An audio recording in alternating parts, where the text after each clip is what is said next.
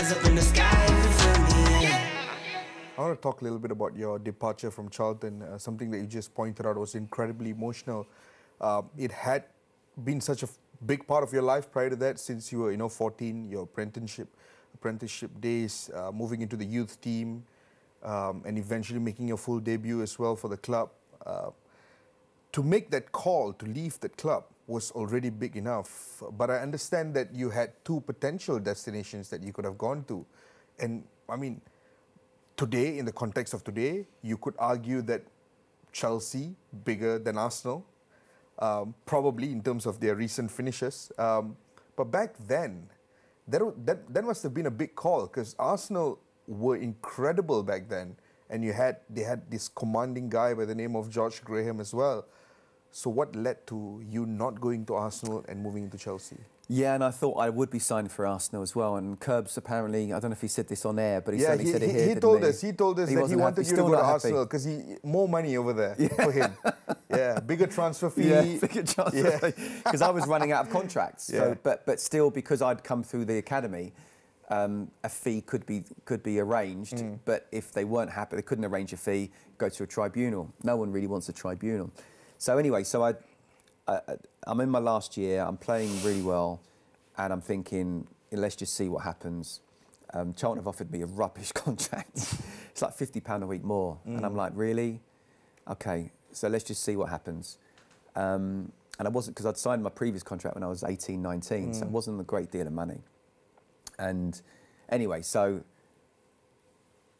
Theo Foley, who was connected to both Charlton and Arsenal, and George Graham, he got in contact with me and said, look, he met up with me.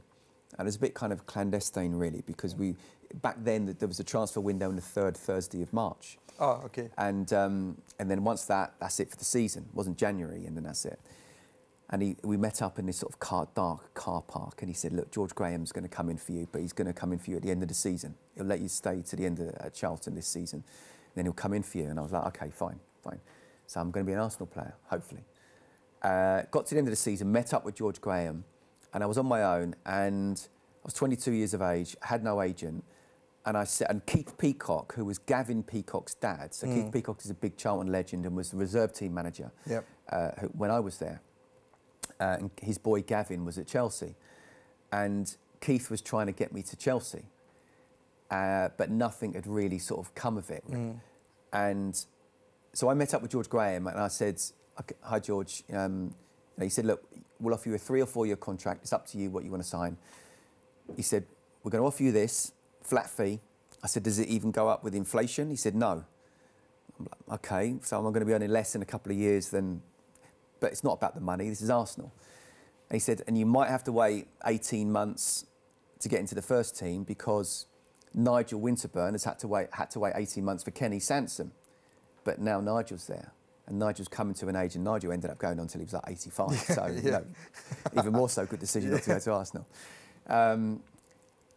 And I just thought to myself, Colin Pates had come from Chelsea to Charlton. He was our captain at Charlton. He'd gone to Arsenal, and he was stuck in the reserves. And back then, when we had reserves, you might as well be anywhere. Charlton, Arsenal, reserves, it doesn't matter. You're in the reserves. You're not playing first-team football. You're not playing in front of 20, 30,000 people.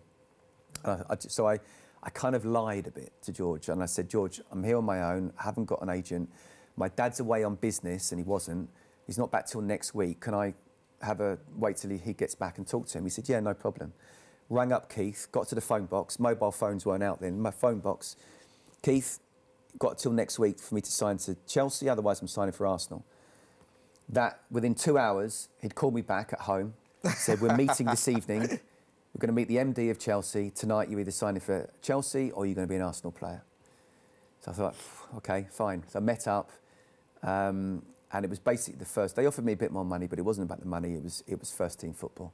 So I ended up signing for Chelsea. So I wanted to let George Graham know, and I called up the chief scout the next day. I just want to let... Can I speak to George? Why? Well, I've just signed for Chelsea, and I want him to know. He won't want to speak to you. OK. Can I... No. So that was it. So at least I tried, but that's why I signed for Chelsea. To be fair, though, Scott, the George Graham party train eventually came to a stumbling block a couple of years after that, right? It certainly did, yeah. But when you look back now, obviously hindsight, but when you look back now, do you still think that was the right call? I have no regrets whatsoever. You know, I've got an FA Cup winners' medal. My first couple of years at Chelsea really were injury-ridden. Yep. And that was very disappointing from my point of view, because there was a lot of people saying nice things about me when I was leaving Charlton and going to Chelsea.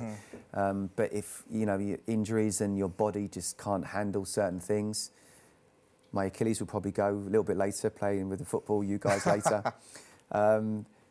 And that was disappointing, but I have no regrets whatsoever, and I'm very proud to have played for Chelsea. I want to come into that FA Cup story, because one of the more fascinating things about your trajectory is the fact that when you leave Charlton, at this point you're very highly rated. You know, George Graham is interested in you. That alone says a lot.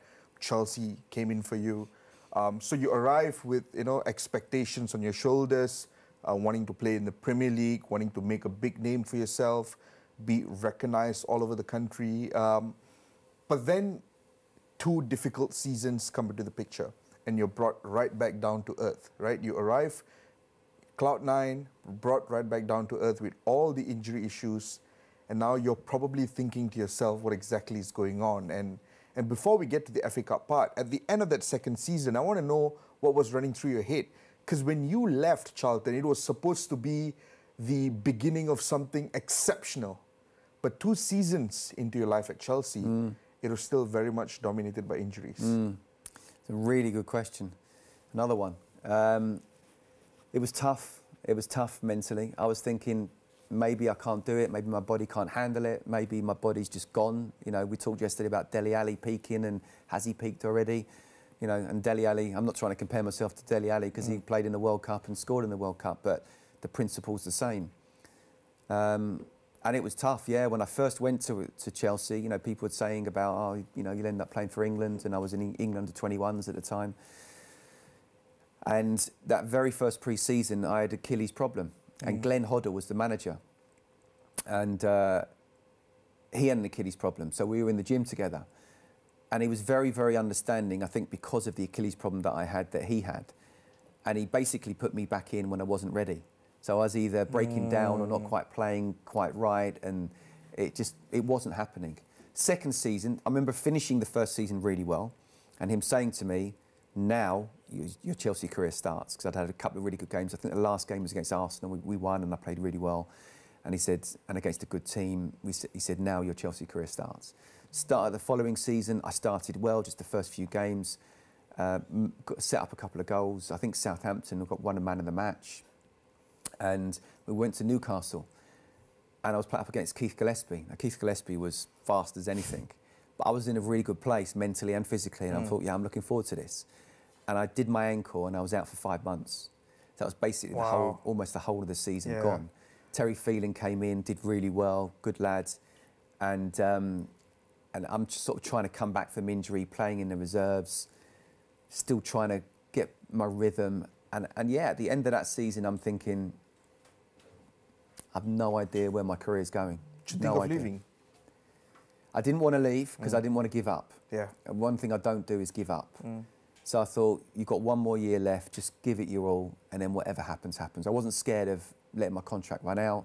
You hear about, oh, you might get an injury. Well, I had an injury, you know, I had many injuries, and I'm a great believer in life. Just do the best you can, and hopefully good things will happen.